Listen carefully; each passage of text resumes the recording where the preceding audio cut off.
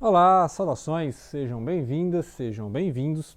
Vamos falar de literatura brasileira, duas dicas de romances da vida do interior, né? Vida interior, que a gente já falou sobre aquela tensão da literatura brasileira entre a vida na cidade, a vida urbana, classe média, e aqueles romances que falam da vida no campo, né? Então aquela tensão que tem campo versus cidade, que a gente vê muito na literatura mineira, na literatura mineira tem muito isso.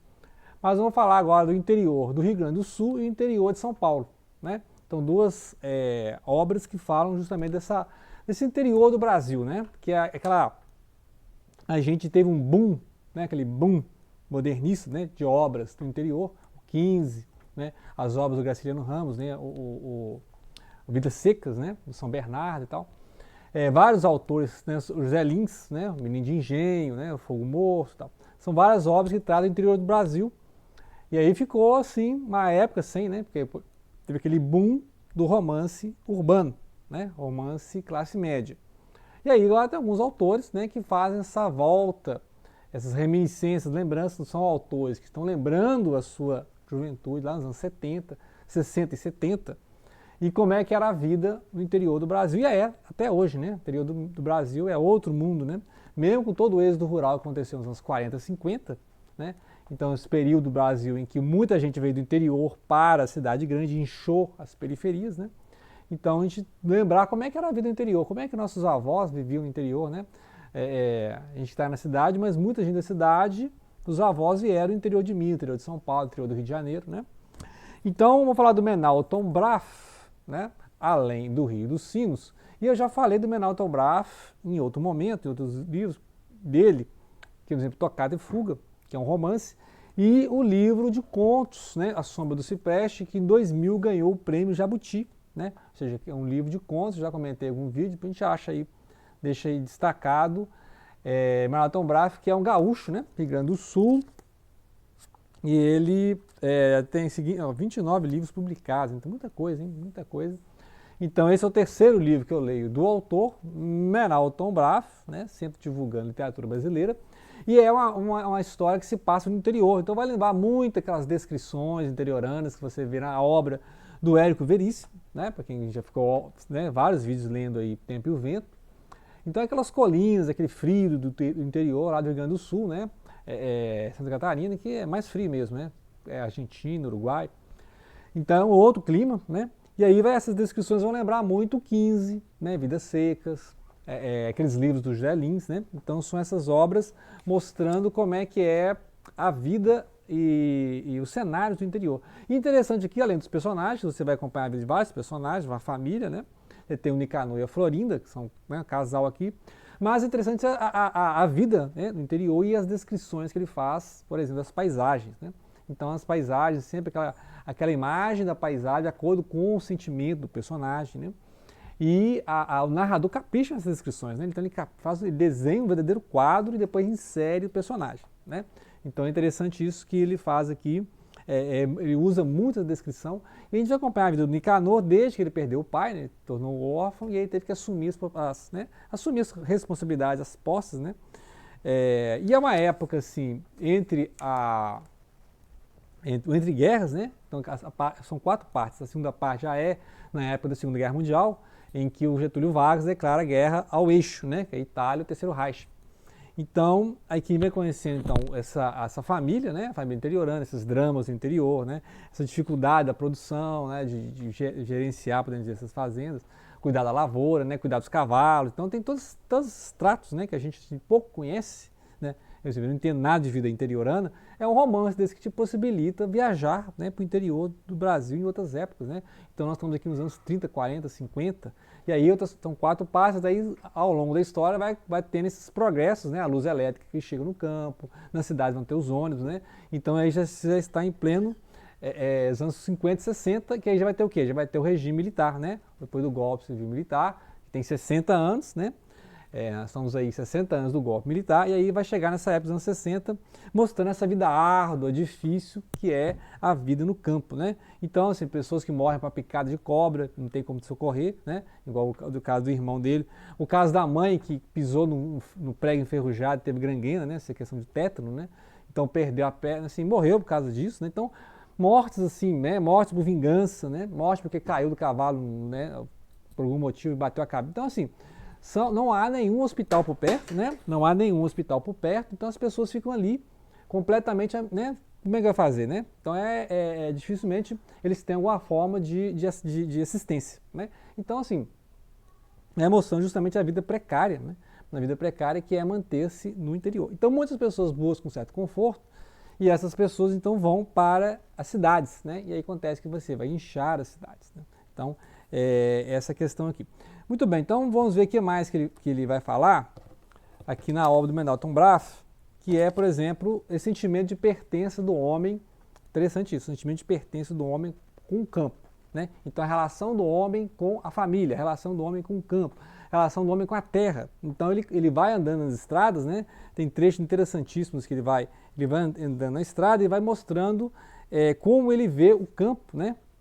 Como ele vê esse campo onde ele vive, né? Ó, na manhã de domingo, Necanor se botou na estrada com estrelas piscando sobre o mundo imenso, morros ainda escuros encostando no céu. Apesar do ventinho frio da madrugada, ele tratou de enfrentar a estrada até com alguma euforia, sabendo que teria várias horas de caminho, uma viagem debaixo de sol em qualquer época é mais cansativa, né? As casas ainda dormiam silenciosas, umas poucas chaminés soltavam um fio de fumaça azul, prometendo o café do desjejum quando o viajante embarcou na vila. Não havia porta aberta nem haveria. Os olhos se entretinham com a paisagem, mas não exigiam pensamento para organizá-la. Não havia interesse nisso. Então Nicanor começou a se ocupar da família onde se propunha entrar. Aí vai mostrando, então, as descrições, vários trechos, né, de descrição. Ele começa sempre assim no capítulo, ele faz uma descrição, ele se situa no espaço geográfico que está o personagem, então ele escrevendo os rios, montanhas, colinas, né, e aí o sentimento que o personagem tem em estar geralmente solitário, né, porque ele pega o cavalo, vai para uma outra vida, vai vender alguma coisa, vai comprar alguma coisa para a família, né, onde ele conhece várias famílias e onde vai ter o casamento. Né? Então ele vai conhecer uma família do seu Antero, vai conhecer a Florinda, etc. Né? E aí vai ter justamente a narração vai sendo. E tem os flashbacks, né? Que ele vai lembrando, por exemplo, quando ele perdeu o pai, ele vai lembrando da morte do irmão e da mãe. E aí os causos com a família da Florinda aqui, né?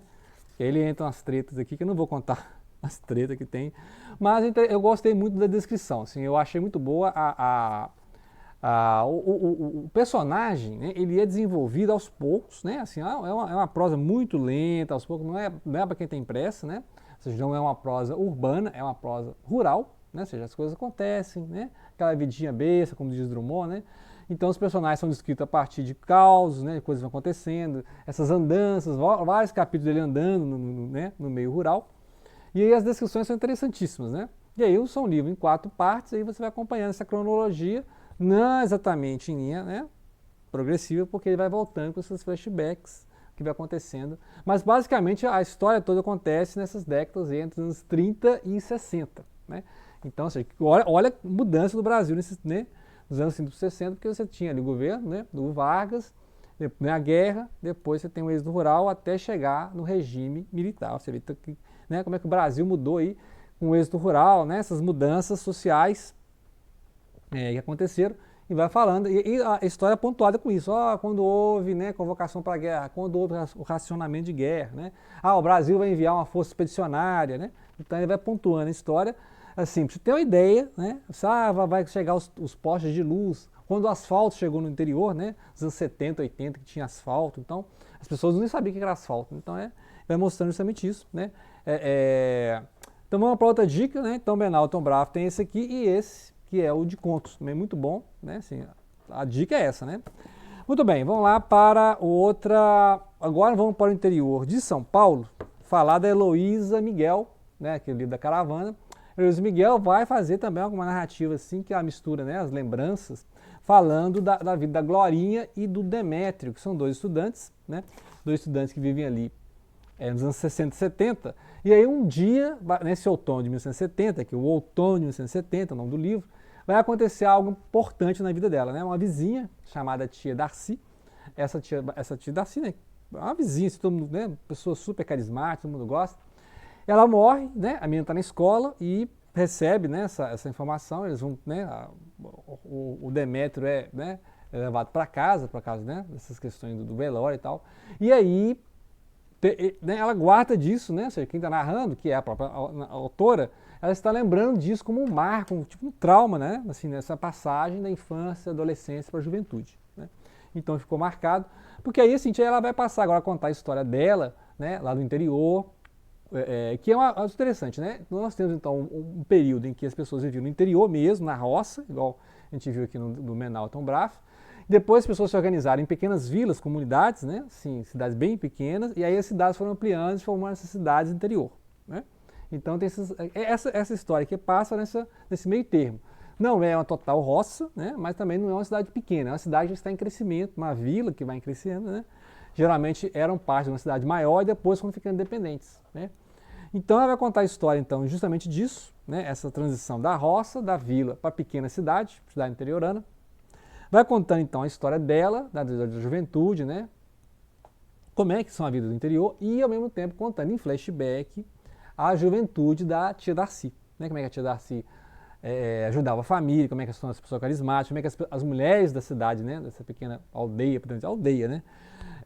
As respeitavam e ouviam os conselhos da tia Darcy, e aí então ela vai contando a história voltando no tempo. Então a gente está nos anos 60, 70, ela volta de mais uns 30 anos, né, eu calculei que mais ou menos a tia Darcy com 60 anos, né, então volta uns 30 anos, a gente está nos anos 30, né, então é mais ou menos a mesma época aqui, né, interessante que os dois livros, quando ela está falando da tia Darcy, volta mais ou menos a época desse, né, que é os anos 30, 40. Mas a história aqui acontece em 70, né? Ou seja, em abril, outono de 70, quando acontece a morte da tia Darcy. Muito bem, aí ela vai falando quem é a tia Darcy, que família ela veio, né? Como é que ela conheceu o marido, né? Quem é essa pessoa aqui? Você é apresentado na morte, né? A primeira cena é o velório, e aí a partir do velório você vai reconstituindo, ela vai fazendo esses flashbacks, e você vai conhecer então a religião do povo, o catolicismo, né? Algumas raras pessoas que tinham algum envolvimento com outra religião não tinha religião protestante, uma outra religião que tinha na época é as religiões de matriz africana ou o kardecismo, né? O espiritismo do Kardec. E aí era mais acessível porque não tinha essa questão dos padres, dos sacerdotes, então era uma coisa mais, né, assim, entre o povo mesmo se organizar nas casas, né? Não tinha o protestantismo ainda, né? Lembrar que o grande avanço das religiões evangélicas, neo-evangélicas, neopentecostais, etc., nos anos 60, né, 60 e 70, né, que aí começou mesmo a dar aí nos anos 80, porque você vê, nos anos 80 você nem ouviu falar disso, né, e imagina, em 30 anos como é que... E aí vai falar assim, a grande vergonha para as moças lá do interior era a gravidez precoce, não saber quem que era o pai, né, então a gente tinha o mesmo drama que tem ali também no Menal Del Braf, que é isso, né, a questão de quem que é o pai da criança, né? Então tinha essas coisas e mostrando essas transições, né? E ela fala do pai, né? Aqui no caso a Glorinha, falando do pai dela, que era um cara mais silente, não contava do passado, não falava, né, como é que era a vida dele. Então ela tinha que reconstituir isso conversando com os parentes, né? Não é aquele pai que sentava ao lado da fogueira e contava a vida toda, a terceira geração, né? Não era bem assim não. Então, e ela vai contando sempre com um tom saudosista, né? Sempre assim, então a pessoa, né? Aqui a própria autora que fez essa, né? Quase autoficção. Ela conta com esse nome de Glorinha, né? O que ela viveu então nos anos 60 e 70, né? Que é essa transição e contando a história da tia Darcy, né? Então a partir da morte da tia Darcy, que vai ser esse marco de tristeza, ela fala, né? Nunca foi um dia tão triste como aquele, né? Foi um dia diferente. E aí, a partir desse trauma, podemos dizer, é um trauma, né? Porque aí é a presença da morte, né? Essa pessoa que era carismática na família, né? Nessa pessoa carismática na comunidade, né? Todo mundo respeitava. E aí ela vai contando a história em dois níveis, né? Então ela vai contando o que ela vive, ela lá e o amigo, o vizinho Demétrio, e aí o que a presença da tia Darcy representou para a comunidade, para a família dela. Né? Então é aí que é interessante que ela vai fazendo essa alternância de capítulo interessantíssimo e as descrições do interior, esse tom nostálgico, faz lembrar, né? Assim, é um testemunho de época mesmo, né? Você lembrar como é que era o Brasil nos anos 30, 40 e depois nos anos 60, 70. Né? Que você está contando duas histórias ao mesmo tempo e aí você tem duas ambiências, né? Lembrando sempre disso, né? A vida rural mesmo, as fazendas, né? E depois as vilas, as aldeias e até as pequenas cidades, né? Que aí depois aí é outra história, né? O êxodo rural foi inflando essas cidades, né? E depois foi inflando as capitais também, né? Então fica aí a dica de literatura interior do Brasil, né? Literatura brasileira interior do Brasil. Duas obras, então, né? Para quem quer conhecer mais o interior do nosso Brasilzão, ok? Grato pela atenção. Não deixem de compartilhar.